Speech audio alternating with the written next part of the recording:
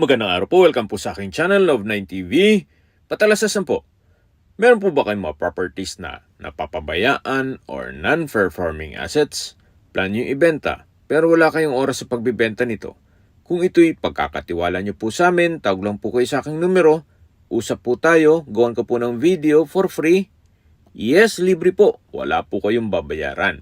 Tutulungan pa namin kayong mabenta ang inyong property. Kami na po bahala sa marketing, sa boosting or paid ads, even sa tripping, hindi na po kayo mapapagod sa pag-entertain ng mga buyers. Kami na po bahala sa lahat. Tawag lang po kayo. Nandito po tayo ngayon sa Palace Athena Executive Village kung saan meron po tayong bagong video presentation. Isang house and lot na may lot area na 300 square meters. May floor area po ito na 400 square meters more or less. Ito po yung flood-free area, meron pong amenities, clubhouse, swimming pool, basketball court, playground, picnic group dito sa loob ng subdivision. At tungkol naman po sa security, 24 hours po ang roving guards dito. Kaya safe na safe po kayo. Samahan niyo po ako, pasok po tayo.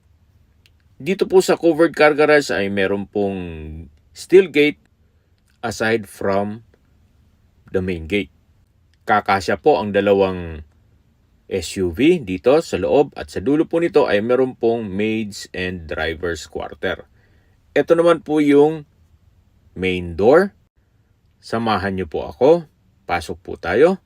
Welcome po dito sa napagandang bahay ni Ma'am at Sir. Ito po yung salas or living area. Naka-ceiling cove design, may center lamps. Ito pong mga gamit na nakikita nyo ay hindi po kasama yan. Pero yung curtains, malamang po kasama at yung ibang built-in na gamit. At mula naman po dito sa living area, ito naman po yung dining area. Malaki naman po ang espasyo, maliwalas, naka-ceiling cove design, may pin lamps. At uulitin ko po, ito pong mga gamit na nakikita nyo ay hindi po kasama yan. So, mula naman po sa dining area, ito naman po yung kitchen kung saan meron po itong breakfast nook, naka-quartz countertop, at dito naman po yung formal kitchen. Ganun din po, naka-quartz kitchen countertop, meron pong mga wall-mounted kitchen cabinets, meron pong kitchen window, meron din pong stainless sink with faucet, gas range, range hood, at storage ng kitchen utensils. Ito pong property ay ready for occupancy na po. Wala na po kayong ipapagawa dito. Kaya kung sakaling ma-acquire nyo po ito, kayo na lang at ang gamit nyo ang kulang. So ito pong mga storage ng kitchen utensils ay made of aluminum. Then ito naman po yung common toilet and bath. Meron po itong bathroom sink, vanity mirror, water closet, naka-tiled bathroom wall, maayos naman po lahat. At meron po itong shower enclosure. Naka-tiled bathroom wall na rin po at meron din pong hot and cold shower. At meron pong bathroom window. Labas po tayo para check natin ibang parte ng bahay. So, mula po dito sa formal kitchen, bali po, dalawa po ang kwarto dito sa baba. Ito po yung isa. At sa ngayon po, hindi natin yan mapasok. Gawa ng may mga personal na gamit si owner. Pero malaki naman po ang espasyo dyan. At yung isa naman po ay dito sa kabilang side. Hindi rin po natin yan mapasok, gawa ng may mga gamit pa po sila dyan. Actually, ito pong bahay ay bihira nilang tirhan, gawa ng nasa Amerika po sila. Kaya kung sakaling ang interested buyer ay nasa Amerika, mas mapapabilis po ang transaksyon ninyo. At ito naman po yung music room or entertainment room. Naka-ceiling cove design, malaki naman ang espasyo, naka-tiled flooring, at katabi lang po nito ang dining area. Mula naman po dito sa dining, ito naman po yung living area. Naka-tile flooring, napakalaki ng espasyo, at maaliwalas. Ito po yung stairs, kung saan ito'y naka-concrete staircase at wooden handrail. Then, metal railing. Napaganda din po ng disenyo nitong railing. Akyat po tayo. Samahan niyo po ako. Okay, nandito na po tayo sa taas. Ito po yung family area. Naka-tile flooring. Meron po itong access door papunta sa terrace. So far, malaki naman po ang espasyo. Kaya maaliwalas po ito. At ito naman po yung master's bedroom. Labas po tayo para check natin ibang kwarto. Ito po ulit yung family area. At ito po yung pangalawang kwarto dito sa second floor. So far, malaki naman po ang espasyo. Meron po itong mga malaking sliding glass window. Meron pong drawer at vanity mirror. Then, wardrobe from floor to ceiling po yan. Labas po tayo para check natin ibang parte ng bahay. Ito naman po yung common toilet and bath. Maayos naman toilet fixtures. Meron pong bathroom sink with vanity mirror. Maayos naman ang toilet fixtures. At naka-tile bathroom wall. Meron din po itong bathtub. At dito naman po sa kabilang side ay yung shower enclosure na meron pong hot and cold shower. Ganun din po, naka-tile bathroom wall na rin dito. So, ito naman po yung third bedroom dito sa second floor. Malaki naman ang espasyo, may sariling sliding glass window, at meron din pong from floor to ceiling na wardrobe. Ganun din po, meron din siyang malaking vanity mirror na merong drawer. Naka-tile flooring na rin po ito. Bali po, 3 kwarto po ang dito sa second floor. Habang pababa po tayo dito sa hagdan, summarize ko lang po sa mga nag-skip ng video.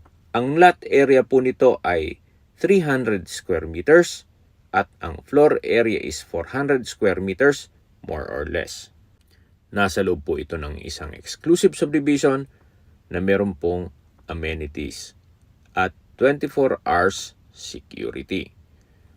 So, nandito na po ulit tayo sa garahe or covered car garage kung saan ito po yung tinutukoy ko sa inyo na maids and drivers quarter. May kanya-kanya po silang kwarto dito. So, hindi lang natin mapasok gawa ng nakalak po ito. At ito naman po yung kabilang kwarto. Ganun din po, nakalak po yan. At meron din po silang sariling toilet and bath. At maayos din po ang toilet fixtures, naka-tile bathroom wall. So far, wala rin pong papagawa dito. At meron din pong kitchen countertop dito na maliit lang. At ito naman po yung 1 meter setback na ginawang service area or laundry area. Naka-tile countertop, may stainless sink, at meron pong aluminum na cabinet. Hanggang dito po yan sa dulo, covered po ito. At naka-tile flooring na rin. Then sa dulo po, meron pong steel gate at security grill dito sa bubong. Okay, sa distance, location at travel time portion na po tayo. Ito pong subdivision ay along Aguinaldo Highway at napakalapit lang po nito sa Shopwise at Pure Gold at iba pang business establishments. Kaya ito po ay accessible ng public transportation. Mula naman po sa SNR, ang distance is 2.5 kilometers at ang travel time is 5 minutes. Mula naman po sa Daang Hari Extension na connecting MCX or Muntinlupa Cavite Expressway, SLEX South Luzon Expressway, Skyway, all the way to NLEX or North Luzon Expressway at iba pang parte ng Metro Manila, ang distance is 1 kilometer at ang travel time is 4 minutes.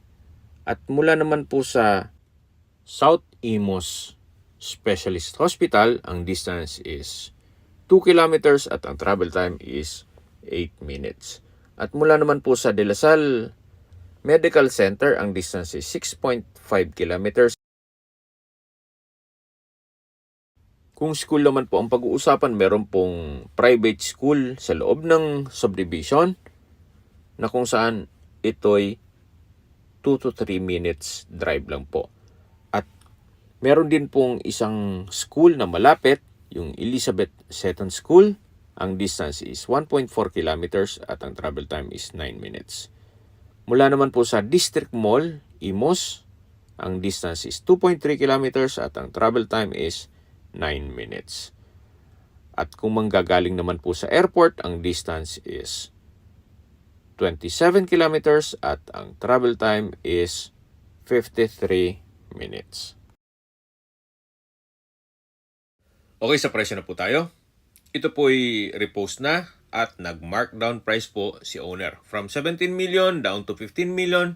Ngayon po ay 13.8 million pesos net. Para sa akin po, opinion lang, fair deal na rin po ang 13.8 million para sa ganito kalaking bahay.